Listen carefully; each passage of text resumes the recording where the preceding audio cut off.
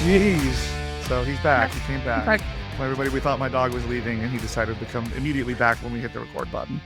So here he is again. Hi, everybody. Welcome to Fraud Focus again on Fraud Boxer. It's been a while. Finally got Cambria back, everybody's favorite. So here she is. Welcome back. oh, well, I didn't know that. Happy I to be mean, look, you're here. very highly rated. The biggest ratings, you know. I've got the biggest ratings, the most ratings. Oh my gosh. So you texted me a couple weeks ago, maybe a month ago, maybe a couple weeks ago, and said that we should do an updated version because I'd shared our sales episode again for like the third year in a row, and that we should do an updated version. And we didn't have video on that one, so it was all audio all the time. And so now that we do video, I think that's a good idea. It is the highest rated episode that we've ever done.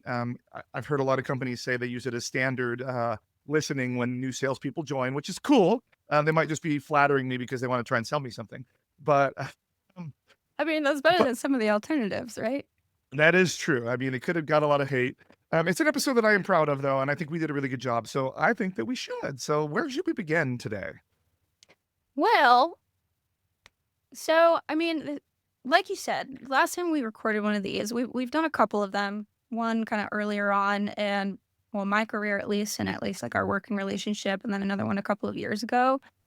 I think I think the way that like kind of the digital landscape has changed, not dramatically, of course. We're still kind of doing the same things day in and day out, but more so like the tools that are available to us, and then also kind of how the sales ecosystem has changed somewhat over Yeah. the last several years. I thought it would be a good idea to do a refresh.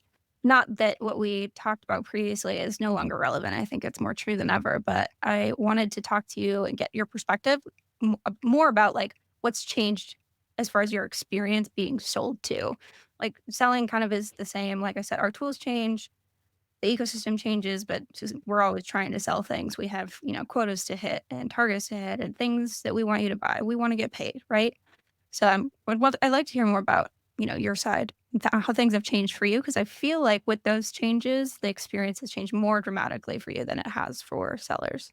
I will say, yes, I agree with that. Now, when we first recorded the first one, I believe it was 2022.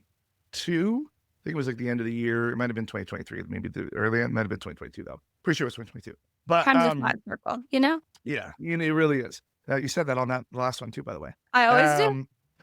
Difference here is my hair is longer. That's how you know. Yeah, see that there's a little bit. That's how you can track these episodes, except for there was no video that time. But what it is. I think one of the things is the sales world was pretty cutthroat back then because nobody was buying anything and salespeople were desperate. And I feel like, as the economy, like a lot of people feel the economy is doing bad. But like I've linked in the CNBC article, like all the data points to it's pretty stable and it's doing fine. I think that people are starting to buy stuff again. I saw even on the podcast late last year, towards the probably Q3 was a little harder to sell sponsorships. Most of Q4, and then in December I was able to sell a bunch right at the end as everybody decided they needed to spend their marketing dollars that they didn't know if they were even going to have to begin with. So I think the same thing is happening with sales. Is like there wasn't a lot of budgets to buy new software, so people weren't buying new software, but salespeople were freaking out trying to get that sale. So some of the stuff that I feel was a little more desperate then, I'm not seeing as much now, but I'm seeing some new stuff. So some of the things, for anybody that remembers, the things I hated last time was automatically throwing time on my calendar. That's you'll get a no forever. If you just drop a meeting on there uninvited. If I said go ahead and drop a time on there, that's one thing. But I mean, I think I saw one recently, and I lit them up pretty good because I just put it on there. Of course, it was over another time.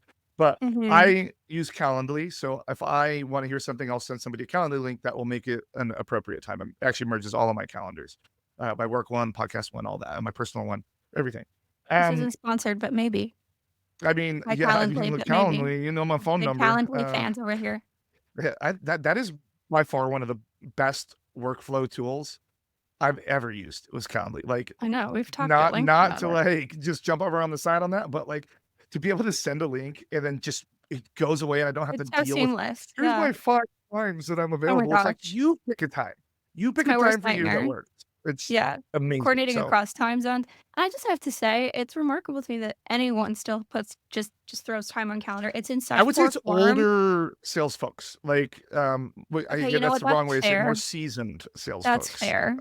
I was gonna say, I mean, I even see it, like, in my day to day, and that's fair. I still think Fair. the going around me too. Now that hasn't. Oh no, I still see that. You're right. I still see that where I say no, and then they try to find somebody else or go to my boss and go around me to try and get Yeah, it. Like that's like, like why would you ever do that? Like it's gonna get yeah. back to me.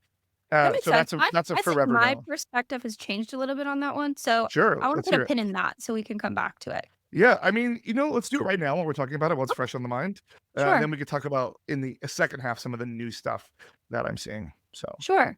So, I think I largely agreed with you the last time we talked about it, you and if did. I didn't oh, I did? Okay, great. I don't know, I You change my did. mind all the time. I have a Gemini moon for That's part. those of Well, you it's who also part of observe. growing up. Is Sure, yeah. sure. I say I change my mind all the time in that way because it's something my husband and I bicker about a lot. We'll be talking about something and then I'll change my mind halfway through the conversation because he made really good points. And he's like, "Why are you even Wow, still arguing with me? You agree with me now." Anyway, it's the it's very Gemini adult moon of you. for those of you who observe.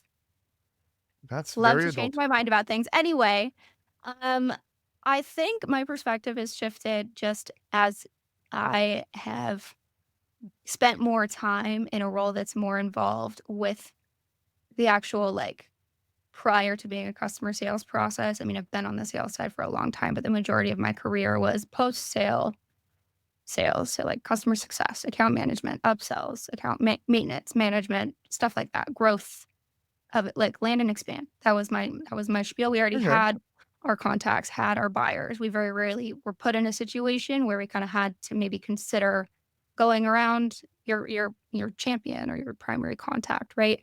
But as I've spent more time in kind of like the frontline sales world, um, it's impossible to lose sight. And I'm not even somebody who's like directly the seller. Like I don't have the same kind of pressure on me to hit quotas and close deals and things like that. I support the process, but my role and my compensation is structured differently. But there's still it's hard to lose sight of the fact that like someone might be blocking you from a deal that first of all is a deal. It's a closed deal. It's dollars towards quota attainment, etc. We all want to make money, but also when it's a deal that could be beneficial for both businesses, right? Like that's something I'm in the business of. Like, is this mutually beneficial? Like you're paying us, I get paid, but also it's a tool that's going to solve your problems that you've laid out for us. And we've demonstrated very clearly that it's going to solve your problems. And you just have this one person that's blocking the process. I think that there are more So scenarios than I had ever considered where that is maybe not, like, appropriate, but feels more necessary, and I think that's when it happens the most. I What see. do you think So what do you think about that?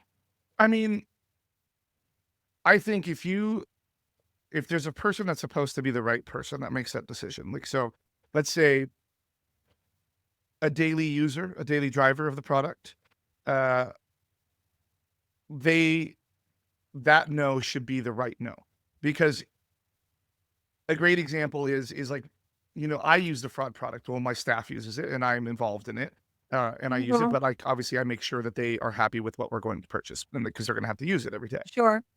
If they say no, and then I come back to you guys and I say no, and then you go to, let's say, our CFO, or you go to our customer experience like VP, and you say they said Okay. no, but they absolutely need to have it. That's not their job to decide that. Right, okay. They Well, only that's know fine. what they know, but they're not the ones that are using it every day. Uh-huh.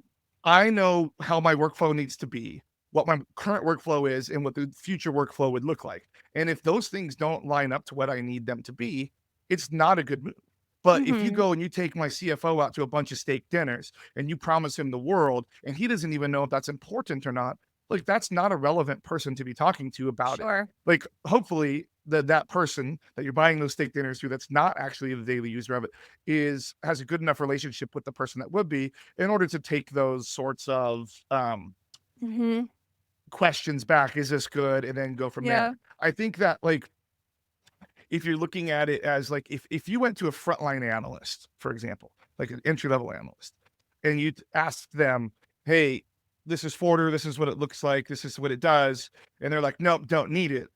And then you were like, are you sure?" And then you went to like, let's say the department head, specifically that department, and that person, that wouldn't be as bad because that person would be like, well, Yeah, that's they might not think totally we use different. it, Yeah. but like, we have issues with capacity. They're in there 8 hours a day and they can only do 300 orders. We know that if you had that where the orders would be here, they could do 1,000 orders a day, that sort of thing. I think that that's where it's relevant. If the person that you're talking to isn't the right user, then I would say it would Yeah. be okay to go around to find the right actual user, but Okay. not to go completely outside of the department to try and get Yeah. a No, that yes makes total from sense. someone that isn't relevant. So, Yeah. yeah, Here are kind of my takeaways. sure. One, I think the scenarios I've actually experienced and also that I'm thinking of are when we have like when the person on the other side of the table from us thinks they're a you or is telling us they're a you and that's like And just then when it's not, they're proved to be not misrepresenting true, themselves. right? Yeah. That's one of the scenarios where it's kind of like our hands are tied. We kind of have to at that point if we want to make the business happen.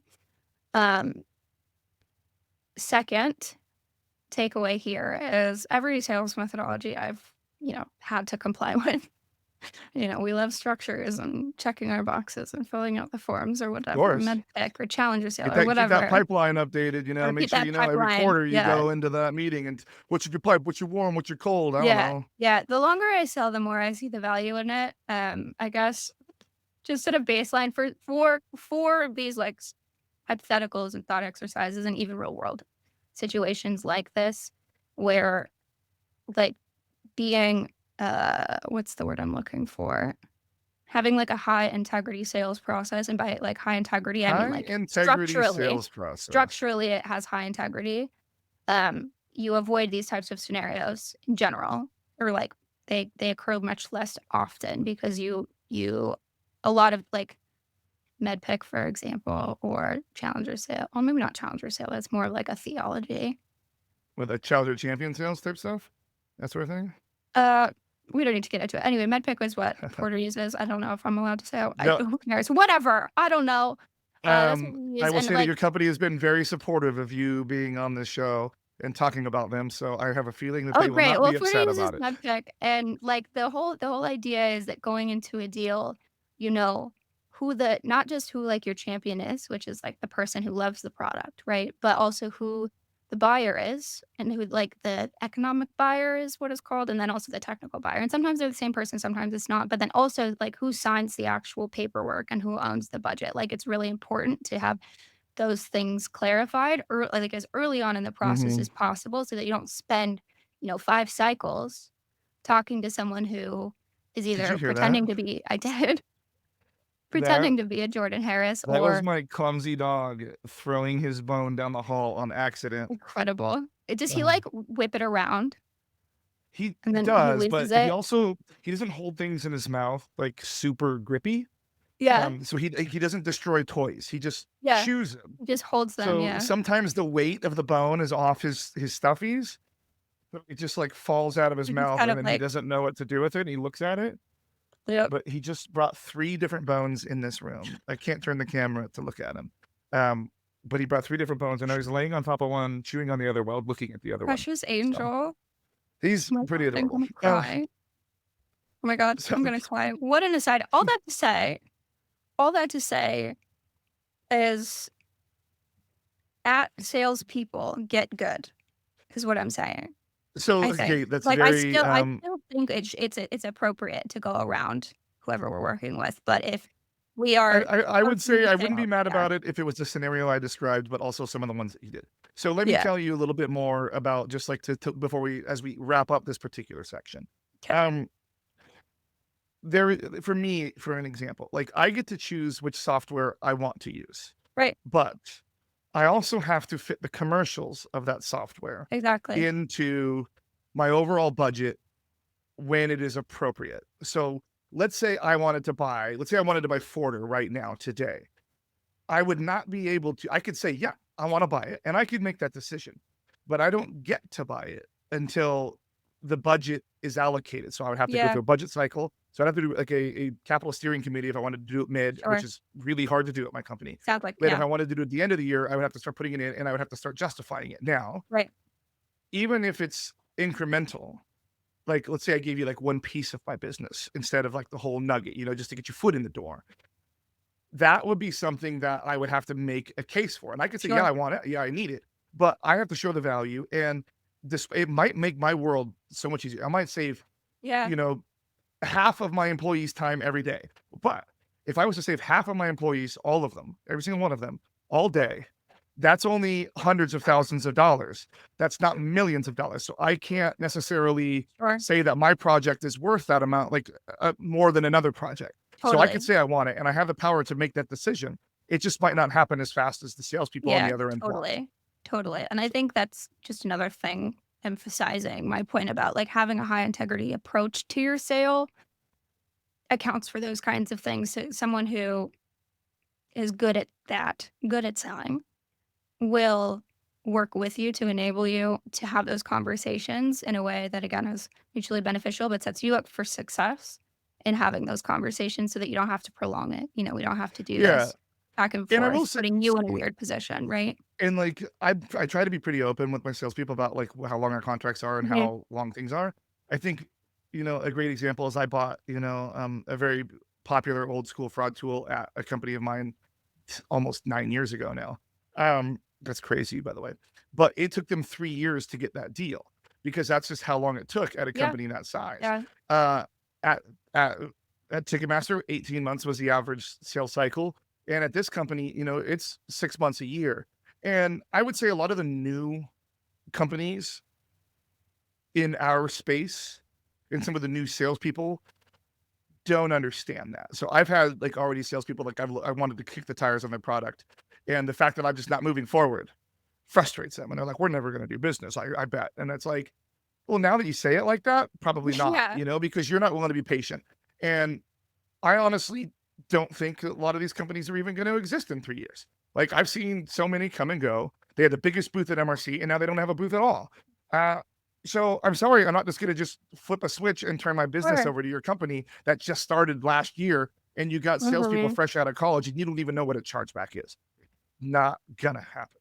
Like you're gonna have to be patient. You're gonna have to just grind it out. I'm sorry. You're gonna have to buy a couple of dinners. You're gonna have to just do a couple of phone calls. Mhm. You're gonna have to let me come to your happy hour. And when the time is right, and if the product is right, then it'll be right. But you know what? It's not always gonna be right. It's not always gonna be a perfect fit. And I'm not always gonna Not buy always, everybody I it's talk to. not. Mhm. So yeah. Mhm. Yeah. I think like what you're doing is telling me what kind of buyer you are, right? And like that's exactly what I'm getting at is like my job, if I were to be a direct seller, like that responsible for all things.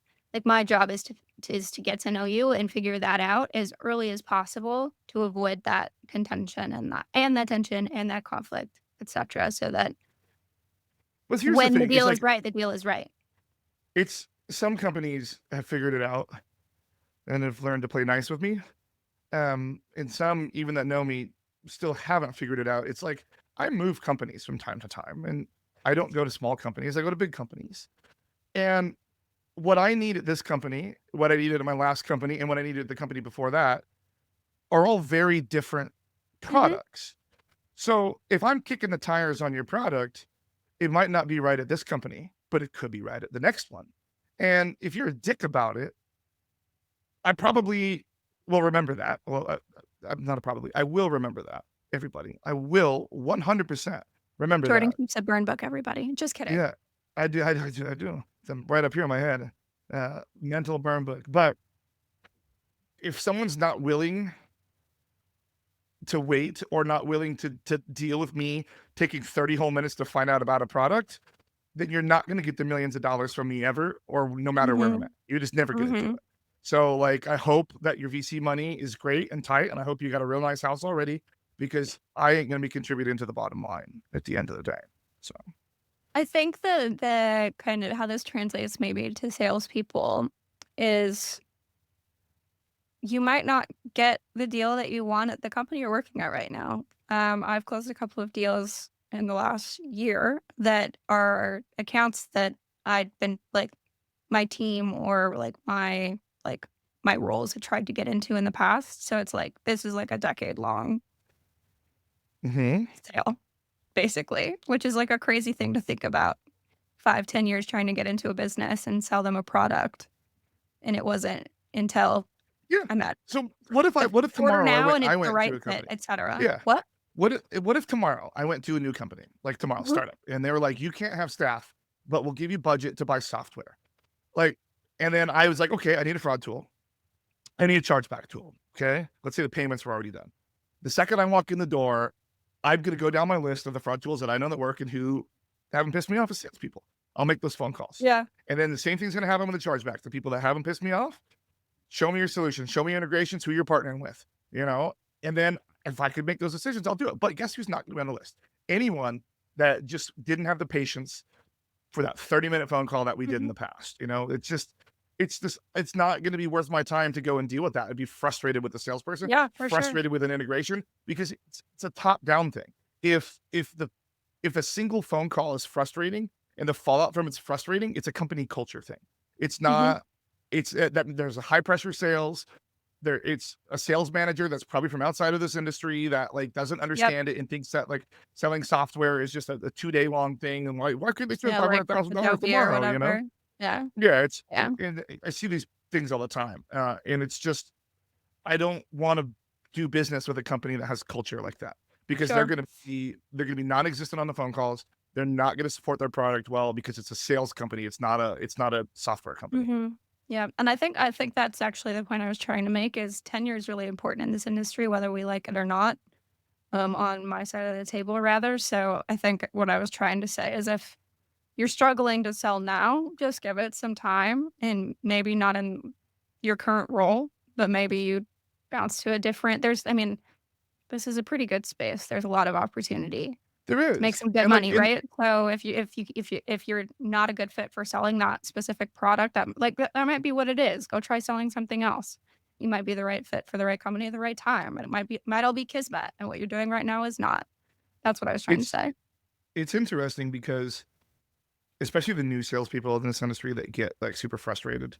Um, I think that they don't always understand that this isn't like accounting where someone leaves a company, you never hear from them ever again. Like there's just not very many of us. So when one of us leaves a company, we're going to another company in this industry and we're gonna be at the same conference just with a different badge on. That's Mhm. just it's that small. So Yeah. like if you burn a bridge in one company, you're burning it forever to a person that you're going to see again. Mhm.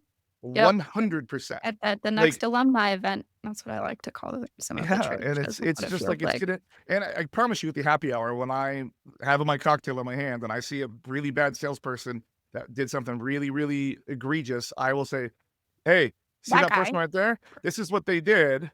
And there'll be probably at least 6 people around me that'll hear it. And then and I'll tell you what, one thing, everybody, they're usually merchants around me, and that's not a good thing to have. So just be careful. Just be careful. Be nice, be Mhm. patient, be understanding. And if I say no, like I said last time, a no now isn't a no forever. It's just a no Mhm. right now. So just be Mhm. patient. But Yep. This is if you make a no now and now a no forever, that's on you. Yep. That's such a good point. This industry talks, it's really tight knit. It's really important, especially for folks who are, I'm not going to say like old school fraud, but like more in the scope of fraud over, because I've seen a lot of merging happening recently. It's like they're doing fraud in payments, but the focus is like they come from payments and now they're handling the fraud. But if you've been doing fraud for your entire career, something that I see is kind of like a through line there is uh, like trust in your peers, so getting the opinion and perspective of your peers before signing on to a new platform or before using a new tool, because salespeople, we can say whatever we want, right? Ideally, we're all saying that like honest things, but we So can't let's say talk like about that. Let's talk about the exactly. honest Really things. good segue. Yeah. Okay. Yeah, because that's what I've been seeing a lot of lately, is straight up lying from salespeople. No. Yeah, I mean, there's one that's been super egregious lately. Like, one of our customer experience leaders was at a conference in like this company. It's a company that's been around for like 10, 15 years. Uh, was basically just asking people, it's a customer service conference, like what's their biggest pain point? Obviously, false positives are what like any company like customer service Sure. would always look at. So that person goes and sends me an email. And they send me a LinkedIn first, and then they send me an email, and everybody at my company, like that's related to all my staff, everything in email, saying that Oh. we hear you have a huge false positive problem. We can fix that. So just reading Oh. between the lines and just lying. So then I messaged him back and was like, I was not super kind to the salesperson. And they wrote back, just doing my job. Geez, sorry, you don't have to be mean about it. But like, Oh that's my not doing god. your job. Like, I'm sorry, it's not doing your job. That's just lying and trying to sell based on fear. But that's not doing your job. That's just bad salespeople.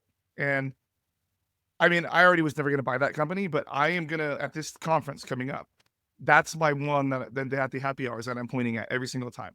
Uh, and then so I actually went internally and went to that person. I'm like, did you say it? Like, did you say this?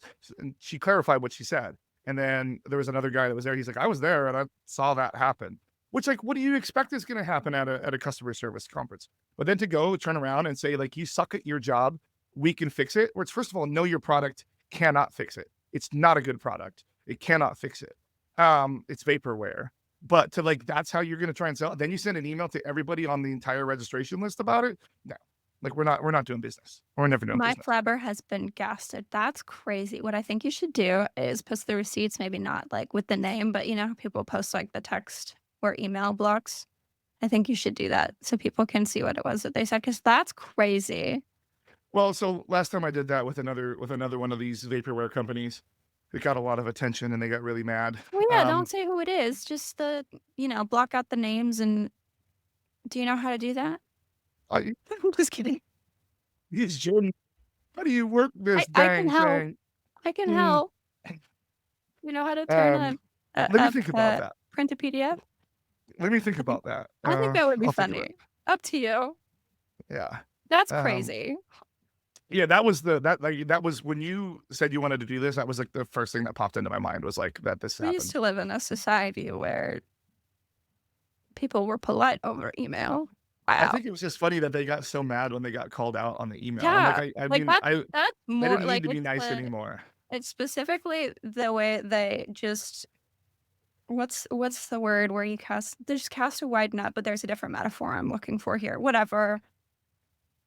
Cast Yeah, such a wide net, like just copy CC all. You know, like reply all. They replied all. That's not the thing. Whatever. And then also responded in that with that attitude. That's crazy to me. I mean, don't get me wrong, I like to keep my written comms like human sounding, you know? It's gonna be me writing the email. I like it to sound like me, but at the same time, there's just this like and I gripe with it, expectation that written communications at your place of employment, for the most part, should like maintain a certain level of like yeah. respect and I professionalism. That's I've been crazy. having I've been finding I've had to be a little more aggressive lately in some of my emails because um internally just because people don't tend to take things as serious as they should until the tone conveys that. And I think So true. it's just it's a legacy thing where like people have like been in their roles for so long that they're not Yeah. used to having to go sell the but I have another one. Yeah. I have one more. Okay. I'm One more ready. than new This has been things. so One more good. than new news. It's so I had another person message me telling me that they basically describing their solution. It was an IDV solution. We all know who they are, Sure. like they exist, and it's fine. I don't think anything negative about them. I think that they're great. I just don't need IDV. Um, and so they messaged me if I wanted to know more, and I was like, hey, I'm familiar with the solution. Cool. Which this is why I don't normally reply to stupid cold emails or cold LinkedIn's or cold any of that, because any reply, even when I say I'm good, it's this modern sales, this recent college grad first week on the job, where even though I say I'm good, they're like, "Well, are you? Are you sure? Do you really even know what you're talking about?" So this person writes back and They says, don't. Do they really like, do that? I mean, that's the implied tone. But like this person at the end says, um, I was like, no, I'm familiar with your solution. I'm all set now. And they say, glad to hear you're all set in the moment. Would you be open to a casual chat about solutions? No pressure at all. If anything, it'll give you a better understanding about what's out there in the identity market. So I wrote back immediately because that pissed me off. Are you saying that I don't know what's happening in the identity market? Um, like why on what when they're typing that out, if someone says they're familiar with the solution and they're all set, don't come back and say, "Do you even know what you're talking about?" No Because I worries do. if not, I haha. really, really, really do. Identity Yeah, company. yeah. Here's, like, okay, I think that that statement specifically can be well placed if it's in the right context, but it should, like, only if it sounds collaborative, and it shouldn't be like a go-to phrase. Like, "Wanna chat more about the industry?" Whatever. Um, it also depends on who you're talking to, like, the role you're talking to. Like, if you know you're talking to somebody who's in fraud and identity, you might say something like that. For payments, I don't know, like, they might not know that What you I have would have said on expertise in this, payments, but all that to what I would have say said on that this one, no worries if not, haha, like, I would have said on this one, what a smarter response would have been is, "Great. Well, I'm here if you want to know how we're different than some of the other players in the space." exactly. That would have Exactly. been, it doesn't imply that I don't know what I'm talking about. It just says Exactly. maybe they're different, Yeah, at the the end of the day. phrasing was poorly done for Yeah, sure. and that's why, like, I mean, this salesperson's probably not gonna be long at this company. They'll probably move Do on. you think Their this third email company, they'll was start to get it. do you think this email was written by generative AI I think it was written by a and real or person that do you just like graduated. And I you wanna know sure. why? Because they have their just graduated as their photo. Oh my gosh, I'm gonna So, sneeze. I know why. I Most don't of think that this our was written by Gen AI because it doesn't have enough delves. It doesn't it's have, also this you're this right, you're right. conversation, like, Yeah, you're it right. doesn't yeah, it doesn't have any of the key things in it, but it was written, the first opening was written by their marketing 100%. Yeah. The reply was written by the salesperson individually. Yeah, the no worries if not Yeah, because it almost was, sent me into less than, orbit. it was, That's like no, somebody trying to get a date in DMs. They're like, "Hey, are you free on Friday? No worries. If not, haha, I just thought it would be." That's yeah. the vibe that that email has. That's so annoying. Oh, The my first oh, okay. go ahead. You go ahead. No, you go ahead. I was gonna change the subject kind of. Go for it. I'm fired up, everybody, so Fired go up. ahead. Okay, Let's okay, okay, okay, see if we can bring me okay. back down to So reality. So when we last recorded about this topic, I think there was like people were starting to dabble with AI to do, admin tasks and things, but it's obviously become a lot more, maybe not obviously to people listening. I don't know, whatever. It's become a lot more prevalent. I need to stop saying definitive things like that. It's a personal goal of mine. Caveat. It's become a lot more prevalent in the past 3 years for folks to use generative AI and AI like helpers and assistants to do a lot of things and not including but not limited to like writing emails or running the email campaigns, doing like automated follow-ups, all these things. What like in what ways are you seeing that in how people approach you to sell, if you are noticing it at all? Because it's just always been I mean, it's always been bad, so I'm curious if, like, you're Um, seeing changes at all. I don't pay that much attention to cold emails. So I Okay, see that's the fair. ones come in, which I obviously around conference season. Even if you check, don't put me on the attendee list. They still do. You still get the thing. I mean, that's what you guys pay for when you, anyway, you pay for the list. Yeah. Um, and that's fine. Uh, I would say I usually see like the opening one written by marketing where it has, we've seen X amount of this and that equals this amount of dollars. Would love to talk to you about what we're doing to do this and that in the space. That's always Yeah. the marketing one that they send to every single person. They send it not only in the not only in email, but they send it in the app too, for whatever the app is going on at that time. But like MRC Mag or whatever. Oh, yeah. And then you'll see the follow-ups a couple days later, but it's always the same thing, just replying back to see if you missed this, blah, blah, blah, blah, blah, whatever. Just following up, you're circling back. Just circling Uh back. yeah, those sorts of things. I don't see, for me on my piece, I don't see a whole lot of this dog right now is like trying to bite me under this table. This is why I normally put him in his kennel when Yeah, we yeah. record. But Mid-afternoon I at figured we our were gonna house be okay is today. yeah, Yeah. mid-afternoon at our house is, like, gremlin hours for my dogs. They're so hyper, they want so much attention. I can hear them tussling out there right now and kind of, like, whining, like, "Come play with me." Not Yeah. ever am I I available to play between the hours of 2 and 4 PM. All right, I wish I come on the was, but show I'm for a not second. because I'm oh my Here's Bud Bud. goodness. Here's Bud Bud. Look, see, he's in gremlin Bud, mode. bud. Hi, Oh, buddy. A so distinguished everybody, there's the gentleman. dog. He's on the show Ngang, now. ngang. I Look can at see him trying to bite. That's so fun. Mhm. Okay, Ngang, buddy, ngang, no ngang, biting. ngang. No biting, bud. All right, we got to go back to recording. So Has you he go play with started your. losing teeth yet? All of his teeth. He has all his adult teeth. He is 8 months old now. I'd like it just never occurred to me. Like I know it's like a mammalian process, but it had just never occurred to me, I guess, like in a real world scenario for anything other than humans. So when like I saved a bunch of my puppy's teeth because we didn't raise our Did you? other dog from a puppy. They're just so tiny. Just Yeah, tiny I little think feline. when I wound up with him, he had pretty much had his full set of adult teeth. Okay. Um, he's still just like doodles are just bitey. I guess like one day they Yeah. just stop though.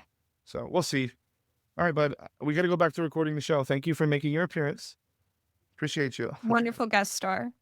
Yeah. Thanks for the Um. cameo, bud. Yeah. So back to Gen AI. I just I don't notice it that much on my thing. Yeah. You know. Um. Maybe some of the CRM tools have a pretty good one built in or something. I don't know. Hmm. I mean, I use it for the show a lot. I make it do summaries of the show. Yeah. Um, I have to change it because it uses Delve just every single time, no matter what. Yeah, Jeanette, I'm just curious because I know it's really helpful for things like we use like Zoom meetings now. We just transitioned off of Mhm. another platform to like the new Zoom stuff, and I actually don't like their AI Your summaries summary as much. thing or whatever. It's okay. It's getting there. It's getting there. But for things like that, I think it's incredibly helpful to summarize, especially meetings and especially like it's a much better helper than I think it is like a doer of things. But because we've talked so much about like younger salespeople, there's this interesting like like knowledge gap for these like young bucks who didn't grow up with technology as technology was growing up the same way that folks like you or I did. They kind of understand like not limitations necessarily. I don't even know what the right word it is that I'm Yeah. looking for. Like the reliance on Well, it. you know, It's one of like the it things only goes so far, and, like, that's what's missing, like, the understanding that it only gets you so far is what's missing for what's, like, possible right now, I and will there's say, still the uncanny effect. I think historically there's been a more gradual shift as things change, especially when it Sure, relates to sales. that's a really good point. Um, and first of all, we had COVID, where like all these kids that are now in these sales roles were in high school when Oh my COVID god, was happening. So you had to think about that. bro. And then they did their Yeah, college half at home and then half in class. yeah, But the one of the things with like the Gen Alpha, I believe, is that what we're calling it? Is even the Gen Z is they only know how to communicate direct. There was none of the nuance to a conversation, and they didn't have the art of the conversation okay, during their that's fair. formative years. So now, and then 2 3 years ago, like, basically 2 years now, really is all of a sudden this Chat GPT thing comes on. So all of the hard work of having to have a conversation is just thrown out the window, you know? Okay, So when they're now okay. forced into these roles where like you got to pick up the phone and have a phone call with Yeah, or somebody send, or you're like, on a 10 emails a demo, day or whatever, it's yeah. the I would say just the dialect and how they're approaching the conversation Yeah, is probably different. And to them, they probably don't know they're doing anything wrong. They're just yeah, doing what they thought was right, what they would do with their friends, when yeah. they're cutting a gritty or something, whatever it may be this week. Like who knows? For It's however they're stop doing it, it. I'm McGrady. I Is that think you still a made a thing really or is that too I old now don't too? know. I don't know. I've become increasingly less online. I'm still fairly deep fried, but, less time online than I used to, which is interesting. Getting old or whatever. Um, Yeah, I can't well watch TV now without my phone in my hand. It's just super weird. Like no matter what the program is, like I find myself always just getting on Reddit while I'm watching the oh, show, yeah. and Gotta I don't just, know why I like can't just sit and focus I anymore. know, isn't it so hard? What my husband and I do is once a week, we will put our just when we're doing like, we don't watch TV every night, but mostly because our schedules are weird. Whatever. Too much context. Once a week for like our TV nights, we'll put our phones like in the bedroom or somewhere else where we Yeah, just like can't even get them that's because pretty it's cool. annoying to get off the couch. And that helps a ton because it's like the Really? first 20 minutes are like, "Oh, I wanna, I just had a thought, I wanna" 'cause I'm one of the people that's like, "Oh, I need to Google this. I need to look this up right now." You Yeah, ask me me too. a I rhetorical wanna know the question, answer right I'm like, "Well, away, yeah. actually," I'm a big well actuallyer. I love to collect fun facts. Um, I can't you're watching a show with other people, and you're like, "Oh, what's this guy from?" I'm like, I'll tell you. Give me 5 seconds." Yeah. I can't sit in the unknowing. So it's good because we have to just sit and watch it, and the first 20 minutes are like, "Oh my gosh, my phone, my phone, my phone." But then you ground, and you get present, and it's not that bad. So, because we've been so negative, like we did last time, let's talk about what works. You ready? Right. Yeah. Have your What's working opinions for you? changed about, what's working for me? What's working for you? What's working for What's you work when you start and sell shit right now? When you're calling what somebody up, what's working? I mean, I don't do that. What works? I mean, You get I think sent out on these things because you've come to a basketball game with me before. I know I just get brought along. It's really nice. It's really nice. The Michael Scott of it all is really fun for me. I don't think what works now is very different what was working for me then. I still maintain the perspective that the more personal an interaction is, the more successful the business relationship will be, which is to say just business sales happen in person. It's really hard Yeah. to build those relationships like this. I mean, it's Yep. fine for us because we've known each other for a long time and it happens Yeah, occasionally, but but you and I built the relationship in person too. First time I exactly, ever met you was exactly. in person at an emailage event, Yeah, right? exactly. And there's there's more I'm not gonna it's a pretty good 50-50 split, but I think it leans towards the majority that people just don't turn their cameras on. Um, I don't know. I feel like half of my charm is lost if there's no visual. And that is Is that what something you that feel it works for is? me if I'm gonna like what's the word? Fluff, puff, bird Puff your metaphor, chest? feathers, Okay. peacocking, whatever. Anyway, if I can toot my own horn a little bit, I had You like have fucking 500 chat metaphors GPT in my over head. here. Oh my gosh, no, I'm fine. Thing about ChatGPT is if I use it, it's not me because of what I said earlier, because the way that I read is so obviously me. Anyway, all that to say, if I can toot my own horn a little bit, like personality is what works really well for me. Like just showing up and not trying too hard to put on a professional mask. Not that I don't. I've taken work calls with friends before and I'll hang up and they'll go, "Who was that just picked up the phone?" Because that wasn't you. Just, little things about the words that you use change a little bit, the vernacular, maybe the pitch of your voice sometimes. I don't know, whatever. I don't do very much of that because it's hard and it's exhausting and I can't. I know a lot of people do and can, and that's great. But what works for me is the authenticity and the charm piece of it. And I lose that if there's no camera on. So I keep my camera on, but it's maybe I'm just noticing it more lately, but I'm just seeing it a lot. And it's more than half the time that cameras are off. And it makes it really hard to build that connection. I'm just making jokes to myself. I don't know if they think I'm funny. I don't know if I'm being annoying. I don't know if what I'm saying, beyond the personal aspect of it, I don't know if what I'm saying or what my rep is saying is resonating. I don't know if they're grasping what it is that we're trying to show them. Like what we're trying to tell them about our product that would be beneficial to them that's different than what they might be doing today because we don't get that feedback. And because so much work has shifted and dispersed remotely, I think that's great from a lifestyle perspective, depending on who you are. Um, it means that it's harder to visit offices because you want to visit the office. And they're like, oh, only one person even lives near our headquarters. There's Yeah, nowhere I to mean, that's how visit. it is with us, is I mean, you've been to our office, it's this we're a distributed workforce, Yeah, it was yeah. yeah, we Lovely were probably the only office. people in there. Yeah, it is, Yeah. and that nobody uses it. Well, our CEO uses it. He's great in there.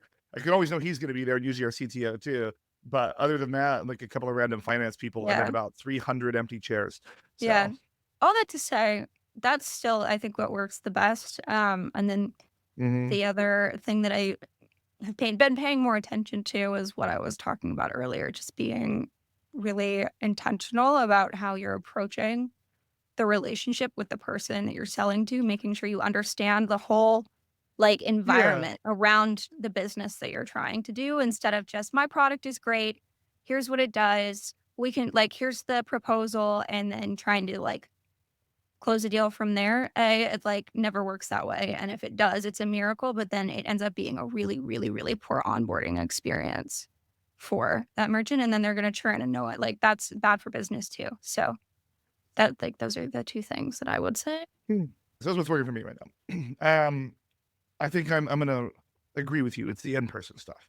Having the in-person meetings goes a long ways for the specific piece that I said in the first one, which is relationship building. I only buy stuff from people that I have a relationship with, and that's like Chase Foster. Like he's a personal friend of mine, and he's been to like 4 different companies, and I always take his phone call. I always see his pitch, and usually we wind up buying his stuff. Um, and that's because he has a relationship with me, and I also have the ability to tell him, no, that's not going to work at this company. I don't need it, and he just knows how to be. That's cool. He's like, we're still going to have dinner and kick it and have fun. And then maybe the next company I'm at, or maybe the next company he's at, like we find a way, but it's because we have a relationship. Too many of the new salespeople treat everything transactionally, and that's like, I only need you right now, then I'm never going to hear from you again. Like even Matt Friend, Mm-hmm. who was on the show because he successfully sold me something, is like, I still go to dinner with that guy. He's got nothing else to sell me. I already bought his product, but I still go to dinner with him when I'm in New York, Mm-hmm. like, uh, and that will go a long ways when I am at another company or when he's at another company of like people that I trust. Like I trust you. So like when you went to Forder, I took phone calls eventually from Forder because you were there. And that's if I don't have a relationship with you, I'm probably not gonna buy your stuff. But you know how you build that relationship? You put the time in. Like I'm not just gonna buy your product in Mm-hmm. 15 minutes. Like it's gonna take some time. We're gonna have to go to dinner. We're gonna have to have drinks. I'm gonna have to build trust in you before I give you my money. And Mm-hmm. if you aren't willing to put in the time, just keep walking by me. Just Mm-hmm. keep on going because we're not gonna it's not gonna work out. But if you're willing to put that time in, I'm funny. I have fun. Uh, but I'm also serious about my business and I know my business. And one of the things I think it catches a lot of salespeople off guard is like, I know my business and I know your business. Like, I know what your product does, I know what it doesn't do because I probably used it, or I know somebody that does, and I have conversations with them on the back end about what sucks about it or what's great about it. Mm-hmm. And I think for a lot of new salespeople that are here, and this is like the new salesperson thing, I guess, is like we've all been in this industry a very long time. And you're not going to understand our industry overnight. Even if your company told you that you're an Yeah. expert and you've only been around for 6 months, you're not an expert, and you're not going to know all the little tiny nuances. And I Yeah. don't claim There's to a know really, everything really about our steep, industry. yeah, Yeah, really and steep I don't learning claim to know curve. everything about our industry, but I know a lot, and I've seen almost every type of fraud that there is, and I know what works and what doesn't work for all those types of fraud. And what works for me is building that relationship and only that relationship. I'm only going to buy something from somebody that I have a relationship with. Yeah. So it's going to take in-person meetings. It's going to take events. I'm going to have to come to your Top Golf thing. I'm going to have to come to your happy hour. I'm going to have to come to your whatever, your SKO at your company, whatever it may be, in order to build that relationship. I have to be in situations with you that lead me to trust you, essentially. Mhm. And that ain't going to happen over Zoom. It's just not. So, Mhm. yeah.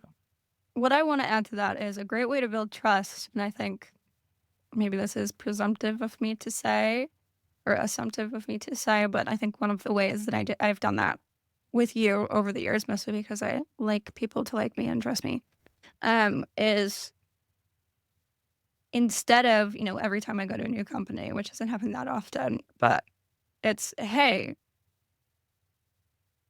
can I connect you with anybody? Should I connect with anyone?" And if the answer is no, it's gatekeeping the relationship until Okay. I mean, not gatekeeping necessarily, but when I have folks approach me like, "Hey, I see you're connected with Jordan. Can you set up a call or send an email?" I'll check with you basically is what I'm saying. Like, "Hey, is it cool Yeah. And that's the right if way I to do it. facilitate this?" And if the answer is no, then, that's on me as someone who you trust to then honor that, like, "Okay, the answer is no right now,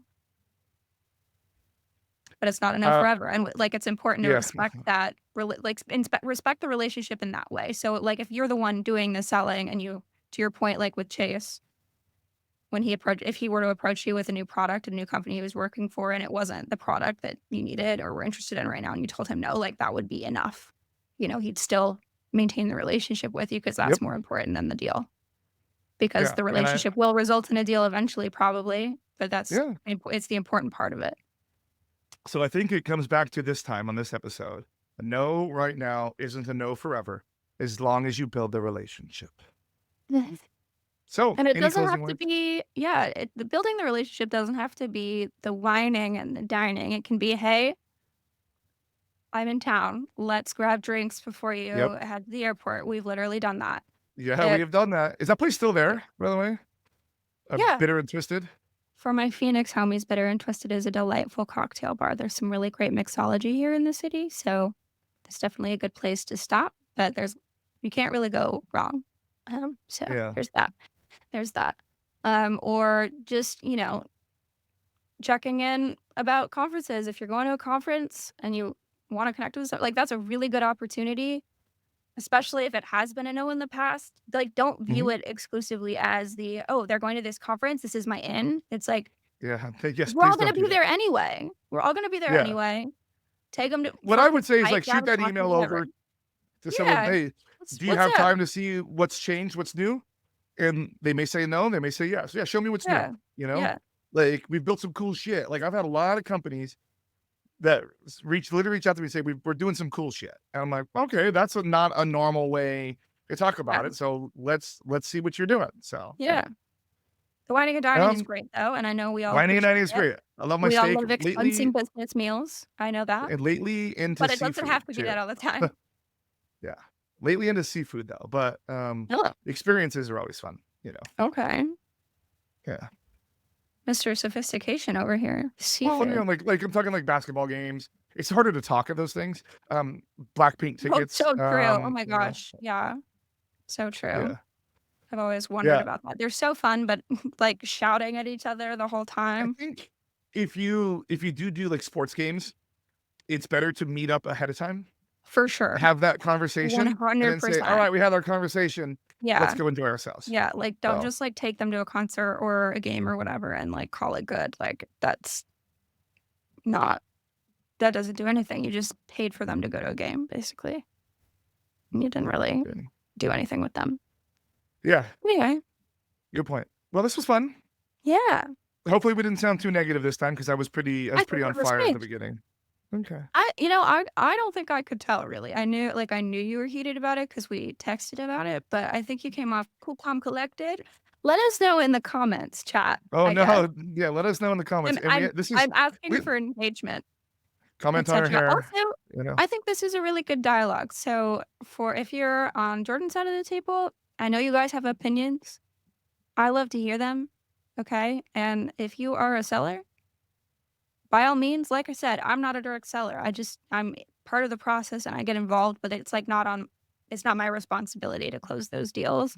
I just am, accountable, I guess. I'm not responsible, I'm accountable if we're talking racy charts, but would love to get your Jeez. guys' Yeah, you're doing feedback. So all of the little like methodology things, races. All your I'm trying to speak we've our language, brother. Well, by yeah, our, I but mean salespeople. we've as a world and as a tech world have put so many So many acronyms acronyms. and like so many frameworks around Everything things. has a It's just framework. like sell some shit, people. Sell some shit. Yeah, I mean, it's like I said, I see the value in it, but it is a little bit ridiculous. Yeah. You know what, Whatever. I'd love to have on the show, and doing a sales episode is the corporate bro guy. Oh my Um, god, he's so funny. he's so funny. I watch all his stuff, man. Like, that guy's funny. So, like, corporate bro, if you ever listen to this, which I'm sure you won't, and you wanna come on and Just just in shoot the case, we shit, should tag him. I'll tag him, I'll tag him. Let's We tag should him. we should have some funny conversations, but we'll see. You guys Alright, could go everybody. off. I just wanna sit with popcorn for that one. Oh my gosh. Yeah, we'll involve you. Alright, everybody. See you next time. Bye.